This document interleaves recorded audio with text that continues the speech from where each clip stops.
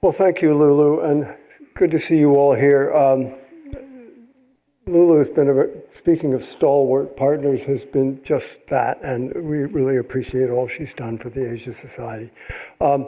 My job, I think she just did for me, which was to tell you that Winston Lord just had knee replacement, and he was very regretful not to be here, but he did do a little video that we'll show now just to get us rolling, and then the rest of us will come up on stage and start our discussion. So thanks so much for coming, and I hope you enjoy the evening.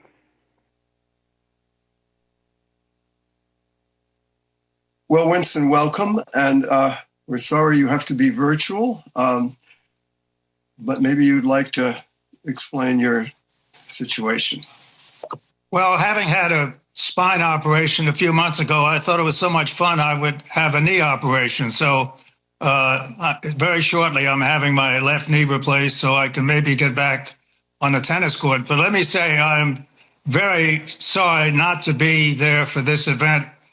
Well, listen, to start, did you ever imagine after 1972, when, without using the word engagement began, that we would end up where we are now?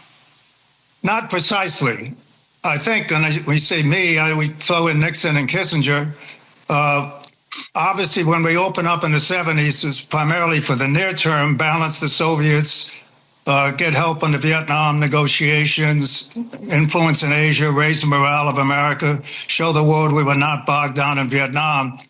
But Nixon and Kissinger and I all knew that given the size of China, given its illustrious history, and given the dynamism of its people, that someday it would be a great power. And indeed, Nixon foreshadowed real competition.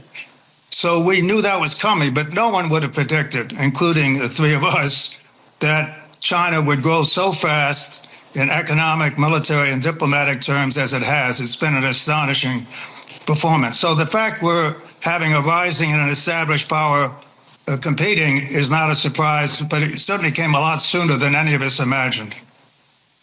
So how would you describe where we are now? I mean, particularly with reference to the state of adversity between the U.S. and China? Yeah. Very quickly, to sum up how we got here, I could do it very quickly by saying when I was ambassador in the late 1980s, we had the best relations since World War II. After the opening, in the 70s, mostly a strategic relationship, no concrete exchanges. After Carter normalized in 79, we began to build up exchanges, economic ties, high-level visits, including when I was ambassador. Then Tiananmen Square killed momentum. Human rights was elevated. The Berlin Wall fall, and we didn't have the glue of anti-Sovietism to hold us together. We recovered in the 90s, built up the relationship, WTO admission for China, and China began to feel much stronger.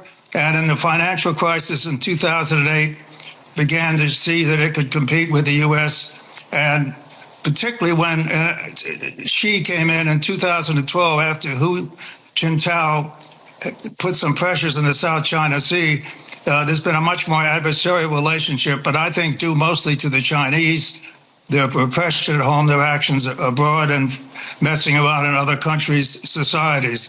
So Trump dropped the engagement policy in his first term, and we're in a much more contentious, mixed relationship right now.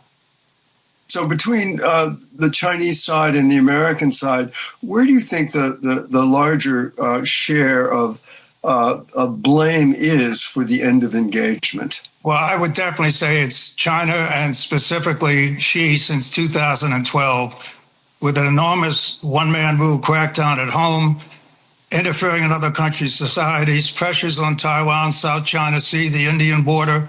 So I think most of the blame goes to the Chinese side. We're not blameless, but I think we had to drop engagement and get firmer because we had to react to greater Chinese assertiveness. So now we are about to watch President Trump's second trip to China. He went once in 2017. He's going again.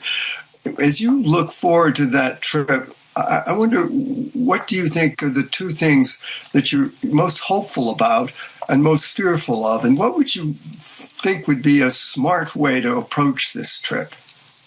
Well, I don't think Trump is going to pursue a smart way to approach this trip. It's going to be his ego and transaction approach. I expect Xi to give him a very warm welcome, pomp and ceremony to flatter Trump.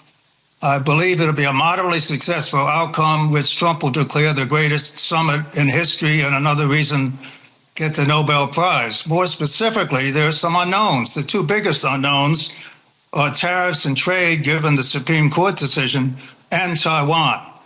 If I had to predict an outcome, I would say it'd be along the following lines. Extend the truce on tariffs and find some way to untangle this web we now have to make some progress on trade with China. More Chinese investment, non-security related in the U.S., some relaxation of U.S. export controls. Then I think we should see more progress, or at least further attention to the drug fentanyl crisis. I would hope to be working groups on artificial intelligence and, above all, nuclear arms, where the Chinese are greatly increasing their arsenal. I expect the Chinese to buy more soybeans and aircraft carriers, and I think they will try to work hard to postpone rare earth exertion by the Chinese, rare earth minerals. I think Xi has to feel pretty confident. Trump is having domestic political problems. He's got Iran and other foreign policy issues. He's been set back on the tariff issue. The Chinese stared down the U.S. with rare minerals pressure a few months ago. So I think Trump's feeling pretty well, but he wants a stable relationship because he's got his own economic problems and he's just purging all of his military. So he's got a relatively challenging environment, as does Trump politically and economically. So what are your fears about how the summit could end up having negative consequences for the world and the United States? Yeah. Well, first, let me add that I would like to see Trump have a meeting of the Quad, Japan, Australia, and India, before the summit for a variety of obvious reasons, reaffirm our alliances, greater leverage with the Chinese. My greatest fear is over Taiwan. Trump does not worry about security commitments. He has accused the Chinese again recently of stealing our chips. He didn't let President of Taiwan visit a few months ago. He recently had a phone call with Xi in which they were discussing future arms sales, which breaks one of the 6 assurances under President Reagan, that namely that we wouldn't talk to the Chinese about our arms sales. These are unilateral decisions. And given his desire for pleasing Xi and having a big summit outcome, I'm worried that he's going to hedge, probably postpone further arms sales. So in all fairness, he approved an $11 billion packet about 2 months ago. But I'm worried about the wording on our commitments. And specifically, he might shift from we do not support independence to a more disagreeable formulation, namely, we oppose independence, which rules out free choice for the Taiwan people in the future and would violate the position of several administrations of both parties.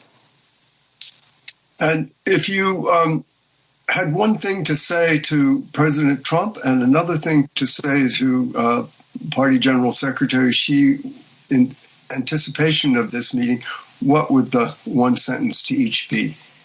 Well, I maybe need 2 or 3 sentences, but I would say to both of them, as the two greatest powers in the world now, number one priority is to avoid direct conflict. Therefore, we need military-to-military talks. We need to look to the future for ourselves and our people, but also the rest of the world on artificial intelligence and nuclear arms and some of these big issues. Trump has ruled out talking about climate change and pandemics. So that's the main message to both sides. And I would hope, with respect to Trump, he would be faithful to Taiwan, would not be totally transactional, and would not be succumbing once again to flattery and pomp. In the case of Xi, I hope he would show a willingness to show some restraint on their massive export campaign around the world and their pressures on Taiwan and the South China Sea. But I'm not expecting that. But this is what I would hope both sides would project. Well, thank you, Winston. And we miss you. Sorry you're not with us, but it's really gracious of you to do this. Well, I look forward to hearing a report of the conference. It sounds like a fantastic lineup. Good. Well, we will give you a report. All right. Godspeed in your surgery. Thank you. Thank you so much, Orville and Asia Society, for a chance to be part of this. I'm Dan Kurtz-Phelan. I'm the editor of Foreign Affairs, and very pleased to be up here with this lineup and with Winston in spirit. I think everyone to do it with you. Thank you. And I think everyone on the stage, I think, owes a piece to Foreign Affairs at some point in the coming months. So I'm happy to have the chance to pin all of you down in front of an audience. But just to give people a sense of the run of conversation from here, following Orville's conversation with Winston, I'm going to spend some time talking to Nick, who is the most recent ambassador to have returned from Beijing, and then we will open the conversation to Ryan and Sarah as well to talk a bit about where things stand in the U.S. China relationship now, and then especially what we can expect from the summit coming, we think, in late March, early April, although I think there's some sense that could shift given events elsewhere in the world at this particular moment. So we'll see what people think. But Nick, let me start with you. What is so fascinating about having this conversation following Orville's conversation with Winston is that, Winston was really present at the creation of the earlier phase of the U.S. China relationship, the opening, the era of engagement. He was an ambassador at a very different time. I think of you as the first ambassador to have been at the U.S. Embassy in Beijing for a very different era with a very different paradigm, a time when we had all agreed that the era of engagement had been filled with grave errors, that it was a mistake in various ways that empowered China's rise. I'm slightly delivering a caricatured version of this. But I'd be fascinated before we get to the present to have your reflection as someone who was involved in U.S. foreign policy and the U.S. China relationship through much of that period, but also showed up in 2021 for a very, very different kind of relationship. How you reflect back on the era that Winston really helped kick off, and where, if you could go back and run that policy differently, you see mistakes, you see ways we could have improved U.S. policy to get to a different outcome. Well, Dan, thank you very much. And I first, before I answer your question, I think you want me to say that Winston was present at the creation and I was present at the destruction. But before we go there, I just wanted to thank you, longtime friend, Orville, who I really consider the dean of China Studies in the United States. I mean, just think that the length and breadth and depth of Orville's intellectual career. I just wanted to pay tribute to him as a senior figure here at the Asia Society, which is our central place. And I'm really delighted to be with two good friends. Sarah and I worked very closely together over the last couple of years. Sarah was the lead China person at the White House. And I really valued that opportunity to work with her. And with Ryan, I just told him I read his Brookings report on the 3 options for the future of this relationship. We've got 2 of the smartest people right there. And I just want to continue to say something about Winston. Tom Donilon's here. Tom and I, when we worked for Secretary Warren Christopher, and this was at a fairly interesting time in U.S. China relations, had the huge pleasure of traveling around the world with Winston, who was Assistant Secretary for East Asian Affairs. And he's a jewel of American diplomacy. And if we think about the development of the China relationship from February 1972 on, he was literally in the room with Mao Zedong and Richard Nixon and Zhou Enlai and that singular group, Henry Kissinger. And you just saw the depth of his precise understanding of where we are right now. It's really quite something. So I wanted to pay tribute to Winston. So to answer your really tough question, we could organize an entire course at my school or any other university on it. I'd say this: China has become the strongest adversary of the United States. I think everybody here understands that. And I think there's a structural rivalry underway. So I don't think the foundational relationship is going to be much different 4 or 5 or 6 years from now from what it is today. We're the 2 strongest militaries, the 2 strongest and largest economies in the world. We're the only 2, and I hope if there are non-Americans and non-Chinese here, it won't sound arrogant, But if you think about the breadth of our power in the world, we're the only two countries with true global reach right now. The Russians certainly are not that country. Maybe India will be that country 10 or 20 or 30 years from now.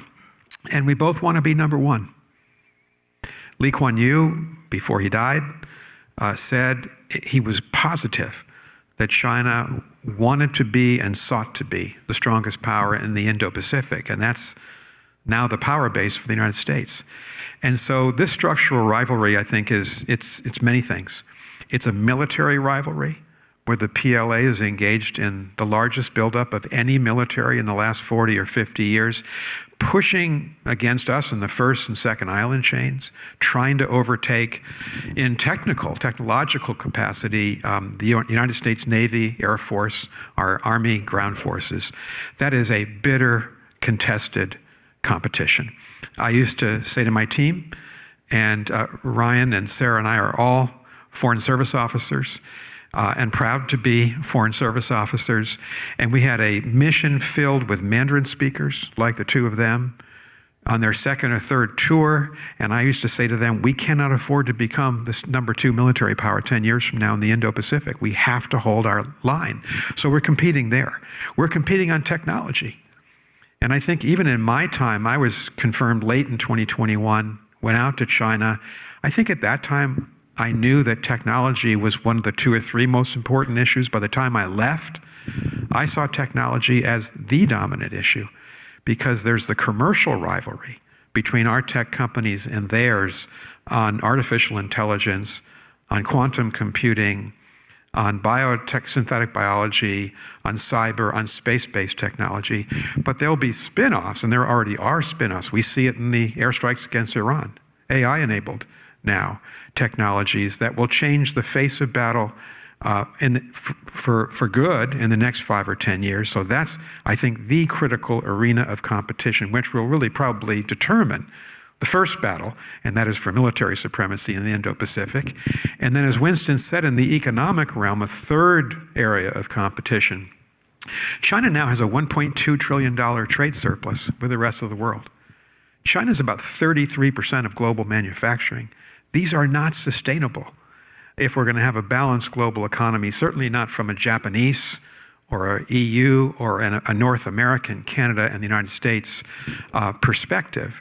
And I thought Janet Yellen and now Scott Bessent have been right to challenge the Chinese and to say, you know, we're going to have to engage in very serious use of tariffs, as President Trump has done, just to try to right the ship and have a relative level playing field for the tens of thousands of American companies that are either present in China or are trading with China from the United States.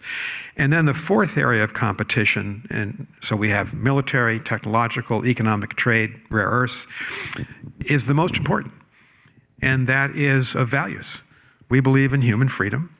We believe in a democratic basis of our own society. We believe in the global order that we helped very much to construct 80 years ago, and the Chinese Communist Party does not believe in any of it. And I think maybe what I saw and felt and heard in China as ambassador over the 3 years that I was there is the increasing sense in the Chinese leadership that we are yesterday's story, that our political dysfunction, that our alternation of power, which means we can't plan strategically beyond 4 years now, that they're going to overtake us in a way, and that authoritarian axis, and here's where Iran comes in, the people who lined up on the parade in Tiananmen Square September 3rd of 2025, Xi Jinping, Vladimir Putin, Kim Jong-un, and President Pezeshkian of Iran, that may be a fractured coalition now because of what's happened over the last 3 or 4 days, but they really have a self-confidence that they've got the wind at their back. And we've got to summon the will and the sense of strategy and purpose to make sure that doesn't happen. So this is really consequential. Last word on your really difficult question. So if we've got a very competitive relationship, and I think that was probably 80% of the time that my team and I in China, U.S. Mission China, our embassy and 4 consulates, we probably spent 80% of our time in the competitive edge. And I thought that was the right proportion. But we also wanted to work with them on climate change. And I'm sorry that President Trump has taken us out of that. That's an existential battle on fentanyl, on global health issues. So that has to be a space that we retain with the Chinese, because it's important that we have a sense of mutual obligation and responsibility and interest on these global issues that affect 8 billion people. And I think, Sarah and I were talking about before, I would say our instructions from President Biden were compete with these guys, cooperate when we can, and number 3, we can never fight. We can't crash this by mistake or intention into a brick wall. We have to live in peace with the nuclear-armed China. And so managing all of those seemingly conflicting objectives, I think, is probably the most difficult but the most important thing that we have to do. Let me linger on that last piece of it, because I think there's been a fair degree of concern from U.S. officials and lots of people trying to make sense of the dynamic between the two superpowers from the outside on the lack of real communication around military issues, around China's nuclear buildup and arms control issues. That seems like the scariest dimension of a very fraught relationship. You tried to work on this over the course of your time in Beijing. It didn't appear from the outside like there was that much progress. Can you give us some sense of what those conversations were like and why that's been so hard? That seems, if you kind of step back, it seems like both American and Chinese officials should see that in their common interest, but that does not seem to be how it's played out thus far. The one thing I worried about most was that by accident, really, we might not be able to handle a crisis where 2 of our ships, U.S. and Chinese, 2 of our aircraft collided by accident. Could we handle that? I know for sure on the American side, our Chairman of the Joint Chiefs, Mark Milley, our Secretary of Defense, our National Security Advisor, our Secretary of State, and certainly I and Sarah would have been on the phone. Would the Chinese have actually accepted the phone call? And would the PLA, the agent of that instability, agree to talk to an American? We did not achieve that capacity, and that worried me more than anything else. We tried hard. In fact, at the San Francisco summit, which was November 2023, and even at the Lima summit that Sarah and I were at with President Biden, this came up. We have to have an ability, not just for the 2 presidents, that's critical, but particularly the Southern and Eastern theater commanders of the People's Liberation Army, and say Admiral Sam Paparo, who's a brilliant officer who leads our Indo-Pacific Command in Honolulu, that they had to get to know each other. That did happen, and we made this public in the autumn of 2024, 2 meetings. But I think the guy he met with has been cashiered. And so now you've had this incredible, if you look at the Central Military Command, Xi Jinping is the chair, General Zhang used to be the vice chair. He's just been moved out. If you look at all those rectangular blocks, there's 2 people left, Xi Jinping and then the discipline guy, who's probably the lowest ranking guy, but he's the one who indicted the others. And just in the last couple of days, 9 additional senior officers have been fired. So, we had an incident in 2001 where 2 of our aircraft collided. I remember Secretary Powell came to Harvard years later and said it took him 3 days to get his Chinese counterpart on the phone. That's what I worried about the most. I think President Trump is well within his rights to make this a major issue. I hope he will, for his summit meeting that's coming up at the end of this month with President Xi. And there's a similar problem on nuclear weapons. They have refused to talk to anyone about the fact that they're engaged in this massive buildup of their nuclear weapons force. They aim, if you look at the unclassified, and we do this every year, Department of Defense report, public, about the Chinese military, they aim to have parity with us, say the mid-2030s, maybe even before. They refuse all discussions. We managed 1 discussion from an Assistant Secretary of State with a Assistant Foreign Minister, I think. That's at that level. It went on for about 3 hours, and then they said, that's it. No more discussions. I raised this with them at least 20 times at senior levels. We've got to have a private discussion about what you're trying to achieve so we have a balance and stability between us. And they refused. And of course, they won't say this. They don't want to talk to us in a meaningful way until they've achieved parity. You can kind of understand it, but it's irresponsible in the nuclear weapons age. Let me, searching for an optimistic thread here, I wonder if we can talk about cases where some combination of effective public pressure by the United States, backroom diplomacy, your relationships yielded meaningful progress. The one that jumps out to me, again, watching this from the outside, is fentanyl, where you did see, I think, following the Biden-Xi meeting in fall 2023, if I'm remembering correctly, some progress on Chinese crackdowns on fentanyl precursors. Talk about how you think that we got to that success to the extent it was one, and to the extent that provides some kind of formula for effective diplomacy as we look ahead to this summit in the coming weeks. What you think those lessons are? Well, fentanyl, as I think everybody here knows, has been the leading cause of death of Americans 18 to 49 for the last 5 or 6 years. In the last year of President Biden and in the first year of President Trump, we've seen a decline in fentanyl. Perhaps the Chinese have helped that, but it may be due to other reasons, health, in terms of the effort to convince Americans not to use a synthetic opioid. But this actually broke open in a very interesting way. I was telling Dan before, during zero COVID, the 3 years of lockdowns and testing, we had very few Americans visit China. One governor, Gavin Newsom, and one congressional delegation. And it was Chuck Schumer and Mike Crapo of Idaho, 3 Republicans, 3 Democrats. And we went in to see President Xi 4 or 5 days after October 7th, 2023. And it was Senator Schumer, then the majority leader of the Senate, who, in his own inimitable way, polite but insistent, you've got to do something, President Xi, to help us on the fentanyl issue. And each of the senators spoke in turn, and this went on for 43 minutes. I was watching my clock. And they all spoke in very highly personal terms of having been to funerals of people in their states who died of fentanyl overdose.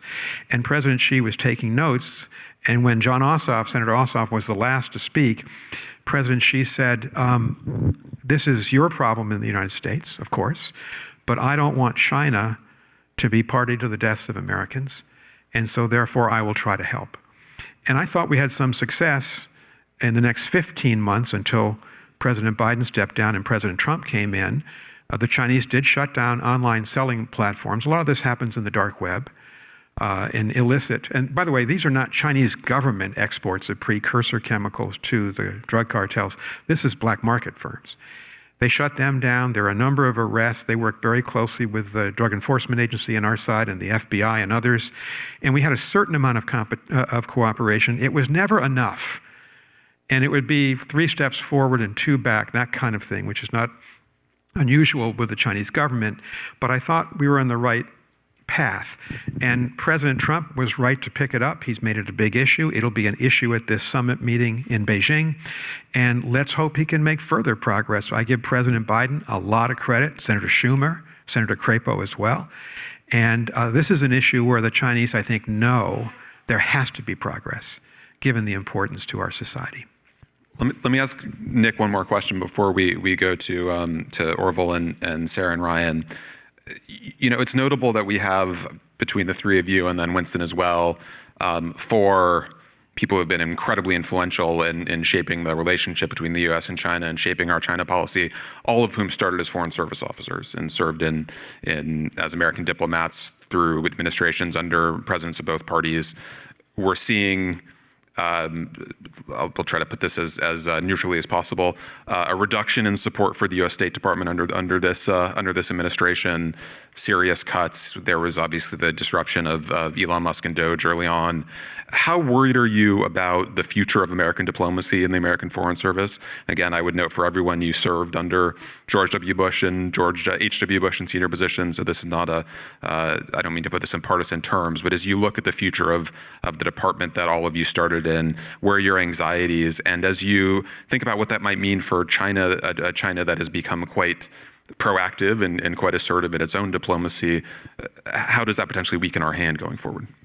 Well, I'm really worried. I'm really worried. I am really worried about our colleagues, the colleagues of Ryan and Sarah and I. So the modern Foreign Service was created 102 years ago, the Rogers Act. This is the greatest crisis in 102 years for a couple of reasons. Number one, when in 1 week in February, the Trump administration fired 10,000 USAID employees and then chiseled out the name of the agency at the Reagan Building on Constitution Avenue, destroyed the agency. It took away our only big instrument to engage with people around the world in the global South on HIV and on global health issues, and frankly, our only real counterpart to the Belt Road Initiative in the U.S. China relationship. And then when you shut down the Voice of America and you shut down Radio Free Asia, and we felt Radio Free Asia, by the way, was reaching a lot of Chinese with VPNs and other means so we get our voice into the Chinese bloodstream. And then the summary firing of senior Foreign Service officers. I was in the department on the last day, and we had senior officers with 35 and 40 years experience doing what Foreign Service officers do. Of course, they'd serve the Trump administration, because that's what we do. We're nonpartisan. We take an oath to the Constitution. Nobody ever in my career asked me, are you a Republican or are you a Democrat? Who'd you vote for? It was unthinkable that you'd be asked that, because we knew we had to serve Republican presidents, Democratic presidents, and we did. And so suddenly there was a politicization of the Foreign Service. Anybody who'd worked closely with President Biden or President Obama either was moved out of the way or fired. And our most senior people were fired. And this has gone now in waves. We've just had 16 career senior ambassadors. They were asked to leave their posts, including, I think, one of the stars of the Foreign Service, Ambassador Hera Mustafa, close friend of mine in Cairo. They were given 30 days to pack up and leave, and they've not been given onward assignments. They're being booted out. And so I think you've been in a very small service, and the Foreign Service is about 15,000 people.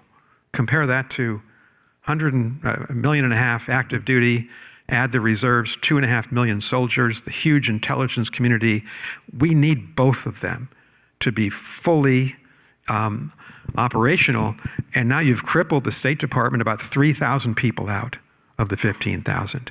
So you'll notice in the Gaza negotiations, in the Iran negotiations, in the Russia-Ukraine negotiations, not a single Foreign Service officer in the room.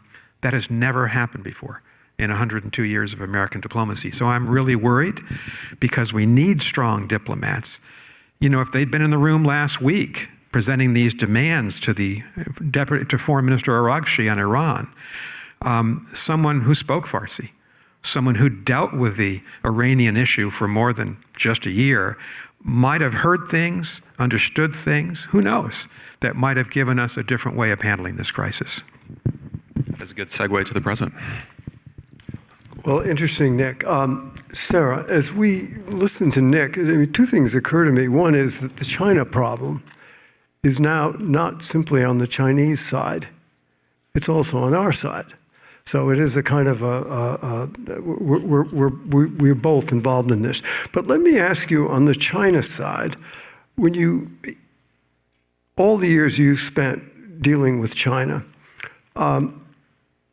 where do you think the depth of the animosity that has grown up, that has made this such an adversarial relationship in the last few years has come from?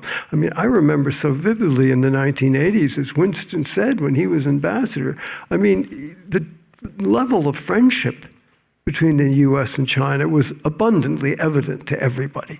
And historically speaking, we've had our moments, good and bad, but the friendship was very, very deep. How do you explain what happened that has driven us to the point we now find ourselves wrestling with right here? Orville, first let me say it's such a pleasure to be here. I grew up studying and reading your work, and it's an honor. And I feel that perhaps that question might be better directed at you, having seen the evolution over the last... No, I want you to answer. But I am on the spot. Look, I think sitting here in New York or in Washington, it's often easy to think the government-to-government relations define the full scope of what exists between our two countries. But in fact, on a people-to-people level, when I was a diplomat in Beijing, traveling the country, I never felt that animosity. And I think you would say the same thing, Nick, probably. That doesn't really exist on a people-to-people space. And so I think in this period ahead in particular, finding ways to deepen and broaden that people-to-people engagement is going to be critical to managing the tension between our two countries. Because in the government-to-government space, it is going to be a long, hard slog. We have very limited space where our interests overlap. Even cooperation on things like health or education quickly run into the limits of strategic competition.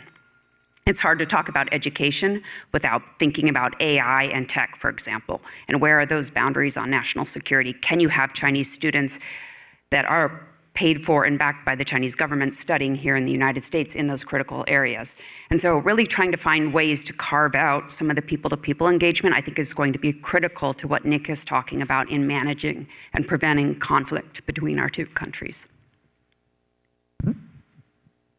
Yes. However, we still have maybe it's not amongst the broad populace, but we still have something that's posing a giant hurdle to us, that a kind of sense that they were each sort of out to get the other. In some sense, it seems to be impeding us. If you want to think about this a little, Sarah, I'll turn to Ryan, but maybe... No, I would still say, I think on people-to-people, I don't see that, and that would be my key piece. I would agree with that. I do think that we have some strategic goals in both our capitals that are not compatible, right? Who will be number one? How do you share that role? How do you define scarce resources? How do you project power in the other countries near abroad? Where are rub points between our two countries? So the friction points are in almost every single sector, which is what I think I, like many, probably all three of us up here, have a pretty dim view of the longer term trajectory of the relationship, because those friction points are in so many different spaces. And it is part of it a rising and an established power, absolutely. Partially it is also, I would argue, this leadership, this Chinese leadership's vision of China's role in the world and the tools to get there, and the very sort of self-reliant, China-only scope of economic development that Xi Jinping and others have set out. So I wouldn't, it's not any one thing, it's the friction points, it's the way both countries have defined their future trajectories, and it's the tools I think the Chinese government has decided they will use to leverage that path. So, and I want to have you respond to this too, Ryan. Where do you think values, political system, ideology play into this partnership? Go ahead. You want values? That's a tough one these days. It's a bit more challenging, I think, to talk about values when first we have eviscerated our tools of soft power in diplomacy. I think they can still play an important role. I would argue in a strategic sense, our alliance structure is perhaps our most valuable asset, and that is based on shared values and a shared vision for what the region should look like, what economic development should be, how inclusive trade and investment should be. So very much based in values. You know, the element, I don't know if you're meaning to focus on this in particular, the element of human rights and how you deal with that in a U.S. China relationship has ebbed and flowed over time. I think there was an earlier time when I first was in China, 99 to 01, where in fact we were having conversations on human rights. We were getting out human rights dissidents through negotiations with the Chinese. That is no longer possible. They have a different view of their security. They have a different view of the U.S. and our role in telling them what to do and how to do it and running their own country. We are just not in that era anymore. And so I'm not saying human rights is not an important conversation. It is absolutely a foundational value, but the idea that we will convince China from the outside to change their behavior or shape their action, I think is perception that belongs to a different time of the relationship. Can I put a finer point on this with Ryan? Because Ryan, I think of you as someone who's been a bit of a skeptic when it comes to the kind of hardline turn in U.S. views of China and U.S. China policy since 2016 especially.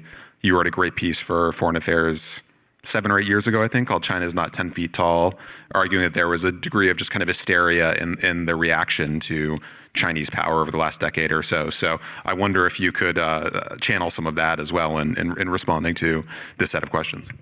Well, I had intended to use offense as defense to jump in before Orville, or you could ask me a tough question. But look, I think that there are a few things I would love to pick up. The first is that the absence of interaction between our two societies allows us to build caricatures of each other.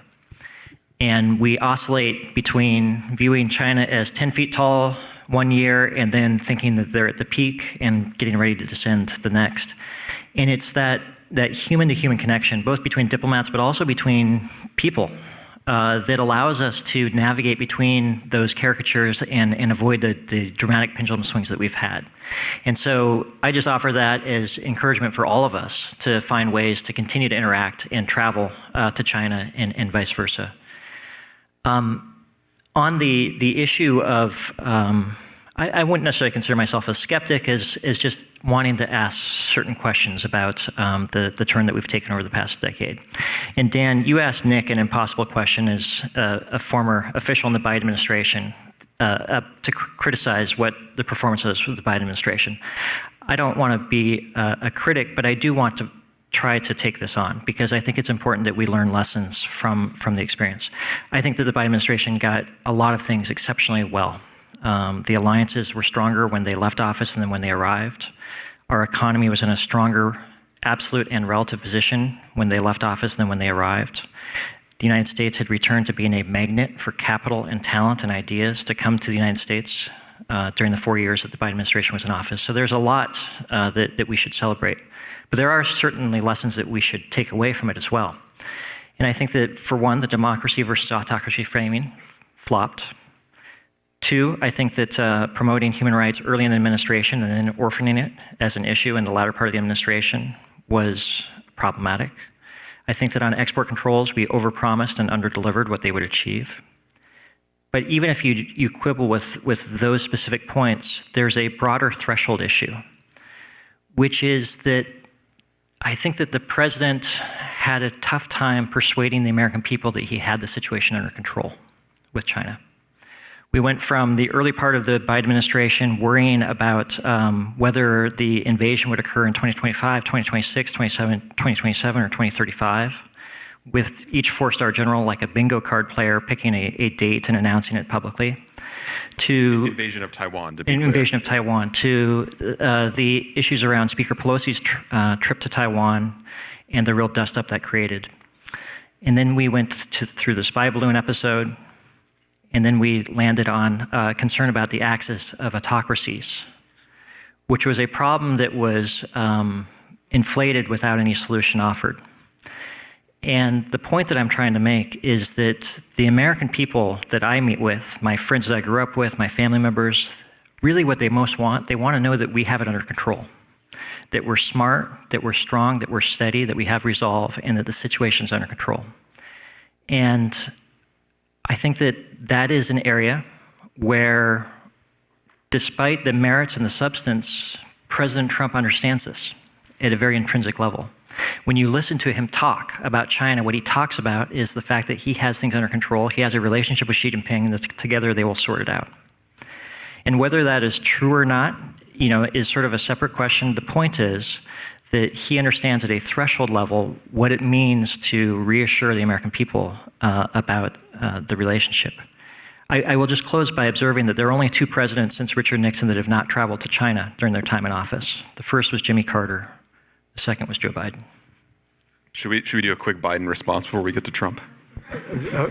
Do we have Biden in the room here? Or? We've got two people who work for Biden. Two senior officials. Sure, let's have a response. Look, I think that, look at Ryan's January piece in Brookings, which I read on the plane here today, giving three different prospects for the U.S. China relationship. It's really brilliant. And I thank Ryan for asking these tough questions because we didn't get everything right. And I'd say this about President Trump. He's right to go to Beijing because Xi Jinping is in such a high pedestal. He decides everything, strategy, tactics, time of the meeting. You got to meet with him. And so if President Trump can pull off a summit in 30 days and then have maybe a summit on the margins of the G20 in Mar-a-Lago, and maybe a third meeting, we need more interaction between the two heads of state. And I think that Sarah and I would, of course, wanted to have more interaction. President Biden had 3 summit meetings. They were serious meetings, 2022, 23, and 24. Had, I think, 6 other phone calls or virtual meetings, and some of the virtual meetings early on were quite long. But there's no substitute for this, and President Trump, I think, was right in 2017. You remember he had Xi Jinping to his home in Mar-a-Lago. They had the big chocolate cake over dinner, and you need that kind of interaction with the Chinese leader. So good that they're going to have it. I think the strength of the Trump proposal, as I understand what Secretary Bessent is trying to do, and he's leading this, which is quite unusual for a Treasury Secretary to lead the preparations, is they want to have a truce to tariffs, which they have to do for the health of both of our economies, a truce on supply chains. But that can't be the totality of the relationship. What's not on the agenda, Ryan? Well, we're not sticking up for Prime Minister Takaichi, and she took a very bold and I think correct stance on Taiwan, and the president has not supported her publicly as the Chinese are trying to intimidate her. What's else not on the agenda? Not a single word of criticism by President Trump of China's essential military support for Russia to continue the war in Iran. What else is not on the agenda? Well, confusion over Taiwan is one of them. No principled stance. We have an $11 billion arms sale that's now been put on ice that we're apparently not going to go forward with because the president was talked out of it, our president, by President Xi Jinping. There are a lot of other things in a relationship that appears to be really focused on commercial stability, but not on the traditional issues that are essential to our national security. And just one more point, it is a strange world when the president and the vice president and Secretary Rubio are more critical of our European allies on human rights issues than they are of China and Russia. And I think the worst thing that's happened is that President Biden built up this major alliance to counter Chinese power. Japan, South Korea, the Philippines, Australia, and our partner India.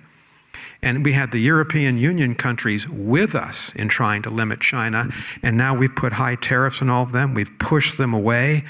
I think we've really weakened ourselves for this summit. It seems to me, on the one hand, you are arguing for more interaction between the leaders, and yet, on the other hand, the latter part of your argument suggests maybe we just give away the store in a way that was deleterious to our national interest if we had more meetings. I think you have to have constant communication between these two leaders, no matter who's in those two spots, the President of the United States and the Chairman of the Chinese Communist Party. I hope that the Trump administration is going to have an agenda that is not just focused on economics, but focused on these other national security issues that are so important. But yes, you have to have the content. Sarah said it best. You know, we've got to manage a really impossible situation. We're so competitive, but you've got to be present to manage that so that we have a peaceful relationship. Can I pick up on 2 points here? I think first, the personal relationship between the leaders is critical. We were lucky in a way with the Biden administration because President Biden had that with Xi Jinping from his time their times as vice president. And so we weren't starting from scratch. There was an element of familiarity there. I won't say trust, but familiarity at least, and predictability and relationship. I think it's important to remember the first 2 years of the Biden administration were COVID times, and it was not possible to travel to China. And so thinking through the last 2 years, would a trip have been important to sort of solidify progress? I would argue it would have been useful to do, but when you stabilize the relationship, and this is my second point, this was Biden's goal, right? Stabilize the relationship. You need to do it from a position of strength in order for that stabilization to be sustainable.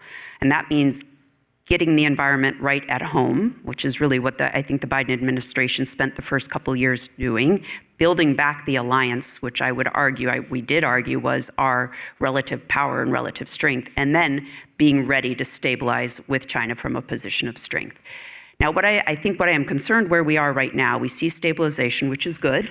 It is good to see President Trump using that relationship to stabilize the bilateral relationship between the U.S. and China. I am concerned, though, by holding back on every single measure that is important to our national security. We're not doing it from a perceived position of strength, and Beijing knows that. So if they see us as the relative weaker power, holding back on measures, that strengthens their hand in negotiations. And so while we may have a tactical truce, my concern going forward would be that it's not sustainable. Ryan, how do you think each of our countries is doing in terms of perceiving correctly national interest and executing a policy that maximizes our national interest? Because it strikes me that in many ways, for instance, what China is doing is in contravention of its own national security. And it strikes me also, of late at least, many of the things which we've been doing in America are contraventions of our national security. What's your assessment? Well, first of all, let me just follow up on what Nick and Sarah said to say that I'm in almost entirely agreement with you. I think that the United States with its allies is stronger than China without, and we have to keep that in mind. And that speaks to the question that you're asking, Orville. My biggest concern right now is that we're losing track of our sources of strength and competitive advantage.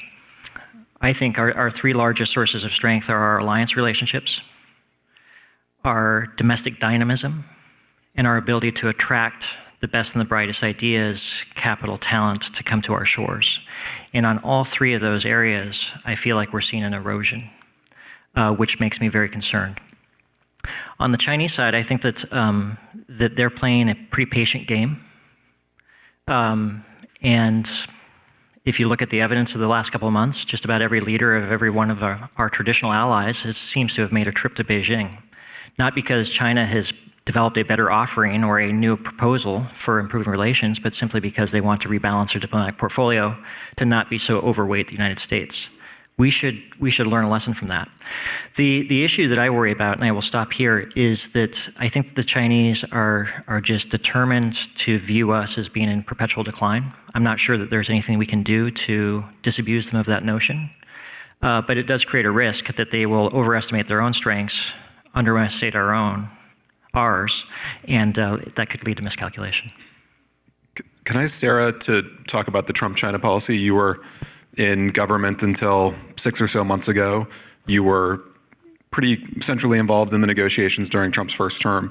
How do you understand Trump's China policy? I won't ask you to explain it, but if you could at least describe it and describe the drivers of it, I think that would be useful for us. As you look towards the summit, what would success look like from Trump's point of view, and to what extent is that consistent with an outcome that would be good from the United States point of view? It is hard to draw a through line from Trump 1 to Trump 2, but I will say, at least on the ground in Beijing during the first Trump administration, it felt and looked a lot like engagement. We launched the Comprehensive Economic Dialogue in the first Trump administration. There was a joint statement after his trip, and there were regular channels across multiple different areas negotiating different outcomes. And so I almost break apart Trump 1 into the first 2 years when the president was very focused on maintaining stability and prosecuting what felt like a normal engagement strategy with China. And the second half of the administration, after COVID had hit and the president essentially stepped back from day-to-day management or any management of the relationship, and elements of his cabinet then began prosecuting separate and somewhat contradictory China policies. I think this is very much in the back of the Chinese minds right now. And so it's important for us to recall their last experience with President Trump and how that can limit their expectations for what can happen during this administration as well, and how quickly it can change depending whose voice is closest to the president. What would success look like for this visit in particular? For both leaders, stability is important, which is why we're seeing, despite the fact that there aren't really robust preparation mechanisms, why we see ourselves marching towards a summit in a couple of weeks without an agenda, without deliverables, without real negotiations. It is good to see Secretary Besant and He Lifeng as the designated channels. I think that's critical. And look, they're non-traditional, but if both sides decide they are the presidential envoys for negotiations, it can work. With the right scoping of what they're actually talking about. I see no evidence, though, on the U.S. side that Secretary Besant has been given the scope of national security. And so my expectation is if those issues aren't discussed in preparatory channels, we are unlikely to see any real movement on the national security issues when it comes to the presidential meeting. President Trump, of course, is unpredictable. He can say and do what he wants in that meeting and will. But President Xi is slightly more predictable and depends, I think, on that build up and motion towards an outcome in order to say and do something meaningful at the table. Absent that build up, I think we are unlikely to see much. We could see, a warning on Taiwan, tough language, he can do that on his own. But actual action towards nuclear talks or AI understandings, new mill channels beyond what are already there, I think is unlikely absent a preparatory channel. Do you think that the Chinese side hopes to move President Trump on Taiwan in directions that Winston was describing at the beginning of the session? We were talking about this before because this is the question I think most China analysts are watching closely. I think the Chinese leadership and government officials realize there is a limit to how meaningful a Trump language change would be. It can be changed again in another month. And so the utility for Beijing in any sort of Trump change in language is really just the ability to use it against Taipei in disinformation to put pressure to sow doubt about U.S. intentions rather than a long-term posture change on the U.S. side. Far more meaningful, I think, in Beijing's mind is what is actually happening on the ground. Are there arms sales? What is U.S. posture? What are the alliance partnerships doing? Where is Japan postured in the near island chains? That is more meaningful, I think, long term. And that I don't expect that just language on the margins of a summit will change. So Beijing will be watching closely to see what happens longer term there. And frankly, what the resource constraints will be that force this administration to choose where it puts aircraft carriers and assets. Dan, I think on your question, the Chinese have already won. When President Trump announced on Air Force One that he is consulting with Xi Jinping on whether to proceed with an arms sale, China won. The Beijing would like to convince the people of Taiwan that America is a fickle friend. And Beijing would also like to convince the people of Taiwan that any decision on Taiwan has to run through Beijing. And through that statement that President Trump made, which was unprecedented, I'm not aware of any previous instance in which a U.S. leader has consulted a Chinese leader over a decision around arms sales. They established a precedent that has never been made before. And I think that it'll have a psychological effect upon the people of Taiwan, unfortunately. Orville, can we go 5 more minutes so we can get Nick on the summit? We certainly can. Are we okay? All right.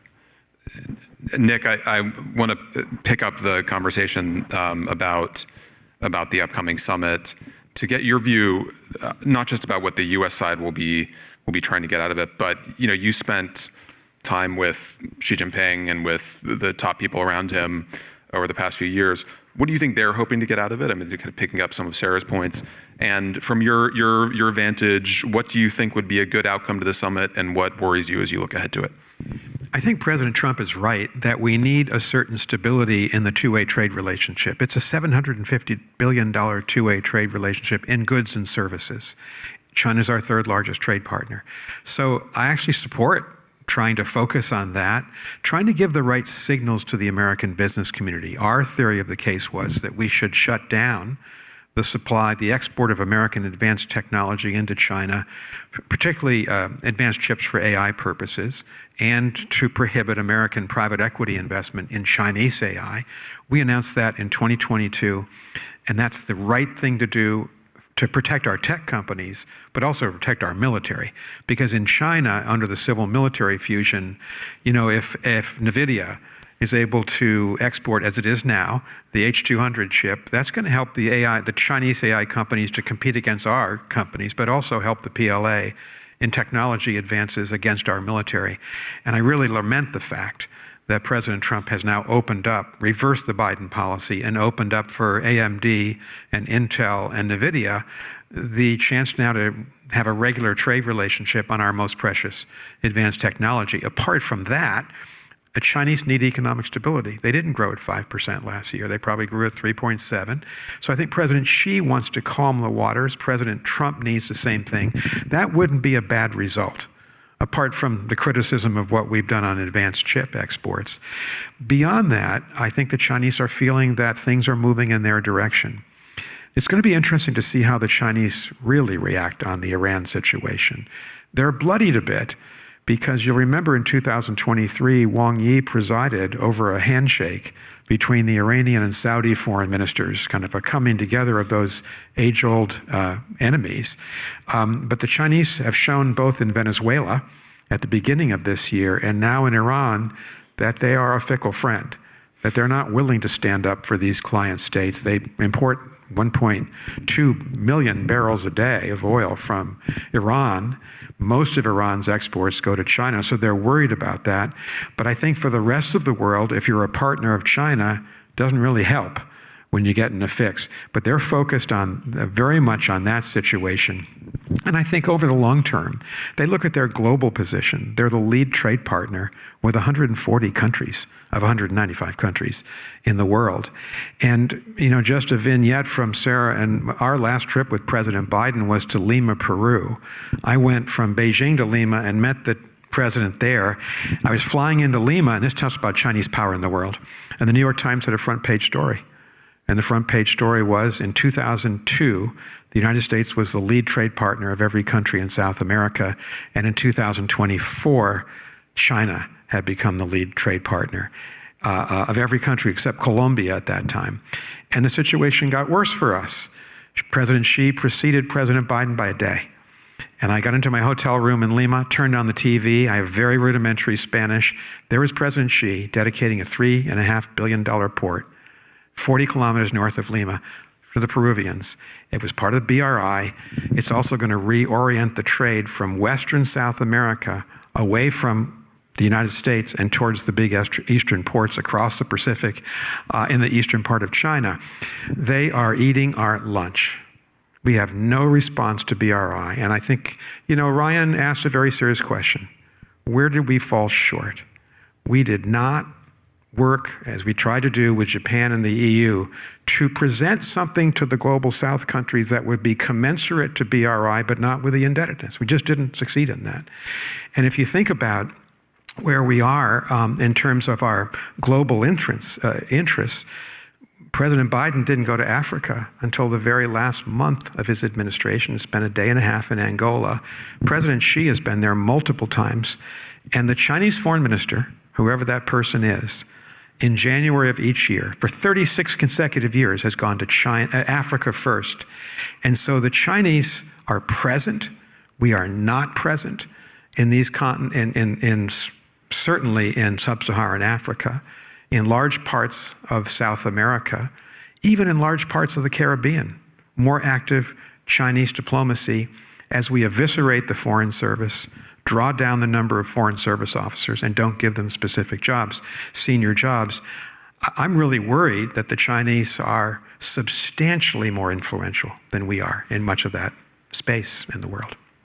Let me ask you all what you think of Prime Minister Carney's call at Davos for middle powers to stand up. If in fact the keystone of the old arch of foreign affairs, the United States, is crumbling and perhaps even fallen out, do you think there's any prospect that the world could reorder itself in some other way around middle powers, Europe, Canada, Australia, Japan, et cetera? Or is that just folly? Look, I think it's recognition that one era has ended and another has not yet begun. I find it more likely than reordering around middle powers that you're going to see fragmentation across the board in a way that weakens many of the traditional alliance structures, that weakens certainly the U.S. role in different parts of the globe, but really leaves openings for more instability. China is not going to seek to fill the gap the U.S. leaves. And I think that's something that is debated ad nauseum in many, many different outlets, but the reality is they don't have the interest, the capability, or the resources to replace the U.S. in its global role. What they are seeking instead is a different type of global role, really focused, I would argue, around economic ties, right? Being the economic partner of choice. And that may hold some areas together, but that fragmentation that will result, I think, from the end of essentially Pax Americana, as Carney phrased it, is not going to be replaced by a new China-led order. It will be disorder. Ryan and Nick, in advance of this summit, what would you like to see our president say to Japan and Korea? I think that Winston is right. There ought to be a head of government meeting of the Quad. And this is American presidents traditionally do that, secretaries of state. You talk to the Japanese, our most important global ally is Japan. You talk to the Australians. You don't levy these impossible tariffs on India so that Prime Minister Modi can have the political space to come to such a meeting and to resuscitate that military relationship between us. We need that leverage. I think it was Sarah and Ryan both said, you know, if you measure the power of the United States versus China on a series of matrices, it's about equal. If you add Japan, South Korea, Australia, India, and then we found the EU to be a really important partner on Taiwan, on human rights, on trying to prevent the Chinese from being so much of an assistance to Russia and Ukraine. We have just pushed them all away now. And that unilateral behavior of the Trump administration is really hurting us in our competition with China. So I would want the American President Trump to turn around and re-embrace these allies. I don't think it's going to happen, but that's what should happen. Remember on the last trip, he stopped first in Japan and then in Korea before he went to Beijing, but that's not going to happen this time. Brian, what are your thoughts? You know, traditionally when an American president goes to Asia, he will stop in Korea or Japan, visit with allies. In this instance, it appears that President Trump is planning to travel straight to China and straight back, which would be a departure from norm, and I think an unfortunate development just to build upon the points that Nick and Sarah have made. What would you like to ask each other? We've done that in many, many meetings over the years. You know, I think that a lot of really smart observers have been saying we got to work on, and Winston said it, we got to work on our strength here at home. My wife Libby is not in our world. She's a horticulturalist, but when we came back from 3 years just last winter, I said, what's your takeaway? She said, I think we've underestimated Chinese power. She traveled on the high-speed network, rail network. She saw the manufacturing. She saw the huge Chinese strength in electric vehicles, lithium batteries, solar panels. She said, we got to work on our own strengths. And I thought that was a really good thought, that we've got to rebuild. And that's what President Biden tried to do with the Infrastructure Act, with chips and science, with inflation reduction. I hope President Trump can be successful in this. We need him to be successful. I mean, he has done some things like the getting together on the question of critical minerals and rare earths, something that had just gone wanting since the Chinese cut off Japan 15 years ago in 2010. Do you think that there's a prospect that President Trump may have some card up his sleeve at some point to rejuvenate, to borrow a Xi Jinping term, America? Please, go ahead. I would love for that to be the case, Orville. But look, the Trump administration's theory of the case is that energy abundance, tax cuts, and deregulation will unlock American economic growth, and American economic growth is the foundation upon which its national strength is built. And so we will soon see if that proves to be the case. From my perspective, I couldn't agree more with Libby's observation that it's important to rebuild our strength at home. I think that is just fundamental to our ability to deal with, manage the relationship with China. Much of the story of the United States-China relationship is going to be written by what the United States does at home and what China does at home, and what the United States does with its allies and partners, and then what it does bilaterally with the United States and China. Can I just cue off of that very good point? People often ask me what is most surprising about China that they don't read in the headlines, and my answer is usually that Xi Jinping probably gets up and spends 90% of his day on China, not on thinking about the U.S., not about thinking about great power competition, and we really need to do the same. I'm not saying we copy industrial policy planning to the nth degree, but focus on our own sources of strength and what we can do in that space really to build back American power. The right note to end on. maybe to ask each of you incredibly briefly, what would you like to have Xi Jinping here and President Trump here in advance of this summit? Let's start with you, Ryan. Two critical things for each. Well, for President Xi, I would hope that he could hear the virtue and the value of patience, that we are not reaching some dramatic crescendo in the relationship. This is going to be a relationship that lasts for a long time, and proceeding with patience is probably healthy and wise. And then for President Trump, I would just hope that he would enter his interactions with President Xi with a very clear theory of the case of what he's trying to achieve that serves American long-term interest.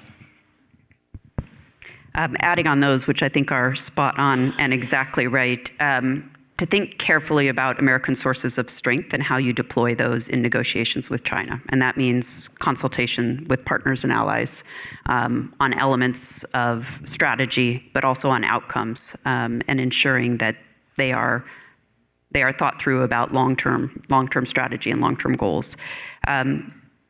For President Xi, I think the patience point is probably spot on.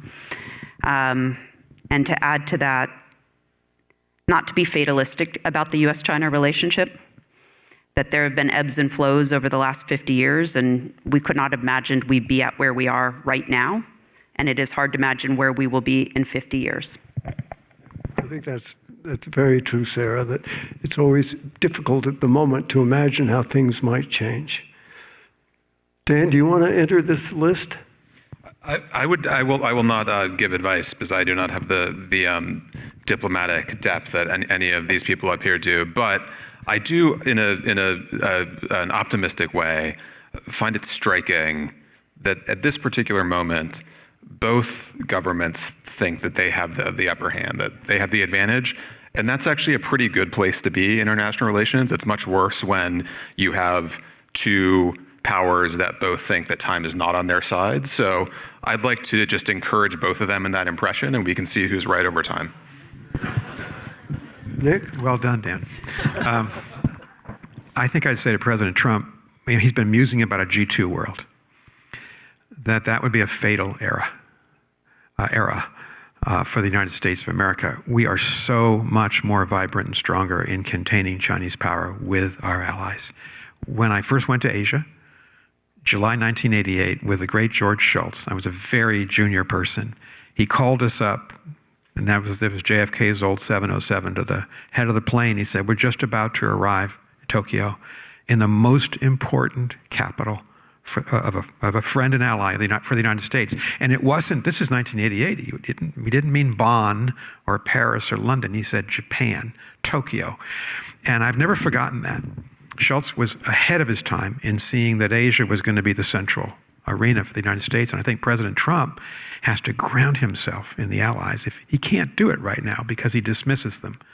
But it's so important. I think I'd say to President Xi Jinping, if given the opportunity, he has said too many times, the East is rising and the West is falling. I would say, with great respect, despite our dysfunction, despite the divisions, despite the poor leadership in many ways in Washington, we're not done yet in our 250th year. There's a resilience and a redemptive quality to the United States. I think we'll be back. Well, thanks, Nick, for taking us out on a somewhat redemptive note. So join me, and I want to express great appreciation to Dan and Foreign Affairs. I don't know if you all subscribe to Foreign Affairs. You really ought to. It's a really interesting read at a time like this when we're all casting around for answers, and God knows we need some answers. So thanks to you four, and thank you, audience, for coming. Thank you, everyone.